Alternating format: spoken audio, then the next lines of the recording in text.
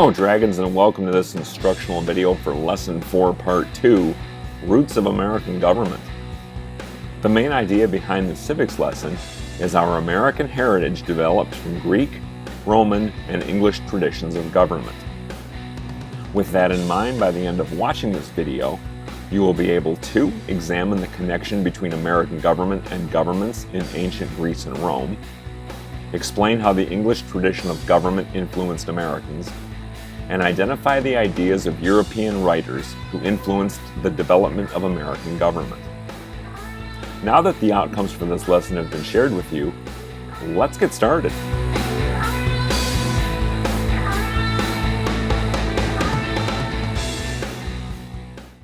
To understand how the country began, we must recognize that the American colonists had the benefit of other people's experiences and ideas about government. John Adams, who eventually became one of the founders of our nation, urged his fellow colonists to look at the past for inspiration. Let us study the law of nature, search into the spirit of the British Constitution, read the histories of the ancient ages, think about the great examples of Greece and Rome, set before us the conduct of our own British ancestors.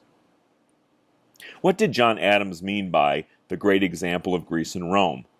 First of all, he was thinking of the ancient Greek city of Athens.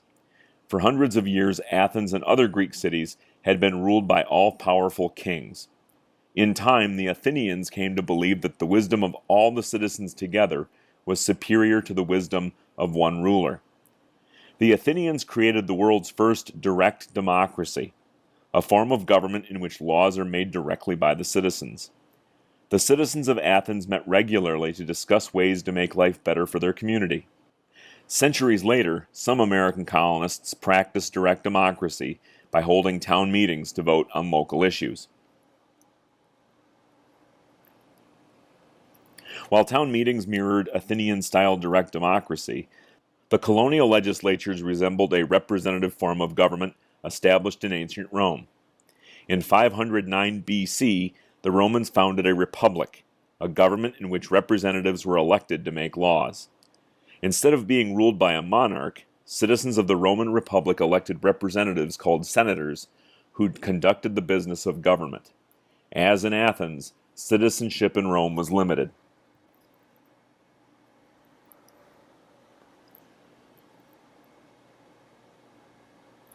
The people in the English colonies saw the democracy of Athens and the Republic of Rome as noble examples of government designed to prevent tyranny.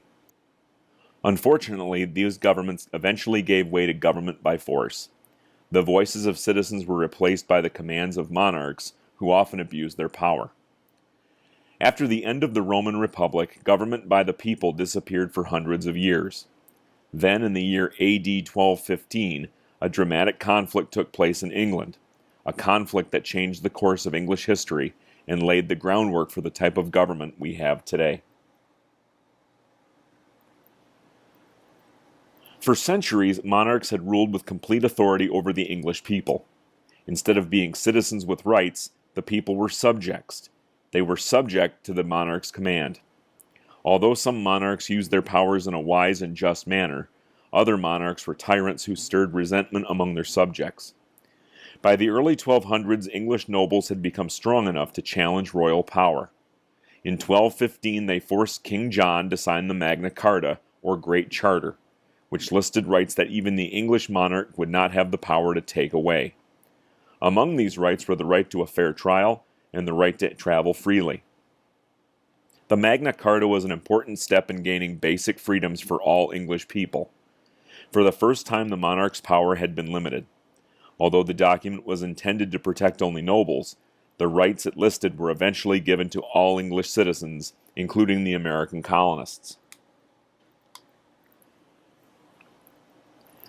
Once the monarch's power had been limited, a representative government soon followed. By the late 1200s, a legislature called Parliament was well established in England. Over the centuries, Parliament gradually became more powerful than the monarch. In 1689, Parliament passed the English Bill of Rights, which further limited the power of the monarch. For example, the king or queen could no longer be able to limit free speech in Parliament or to collect taxes without Parliament's approval. The English Bill of Rights listed the rights of all English citizens, not just nobles. It included ideas that would later find a place in our government. One is that everyone, even government leaders, must obey the law.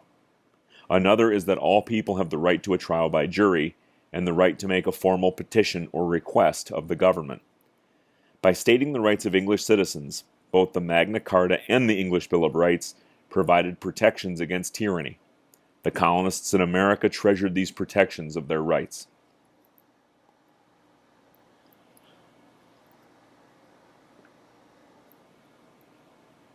After listening to the quotation from John Adams at the beginning of this video, you may have wondered what he meant by urging his fellow citizens to study the law of nature.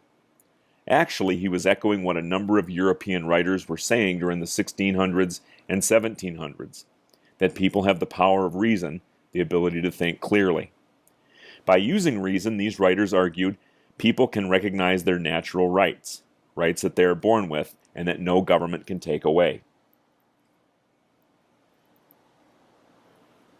One writer who particularly inspired the colonists was the Englishman John Locke. He argued that representative government is the only reasonable kind, that government exists for the people, not people for the government.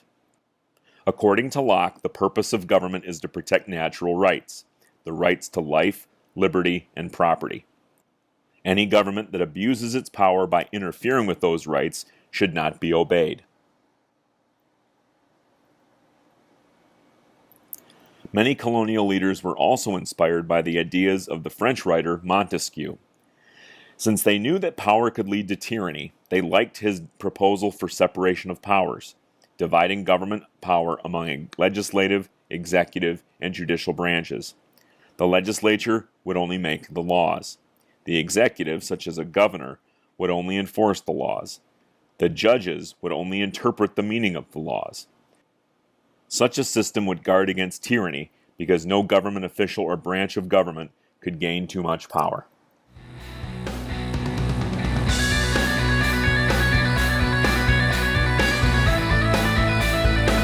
So that's the way it is with Lesson 4, Part 2, Roots of American Government. At this point, you should know that the origins of American government was based on the historical examples of Athens and Rome. The Magna Carta and the English Bill of Rights influenced the limits placed on the modern government of the United States. And the Enlightenment philosophers Locke and Montesquieu proposed ideas that affected the thinking of the American colonists.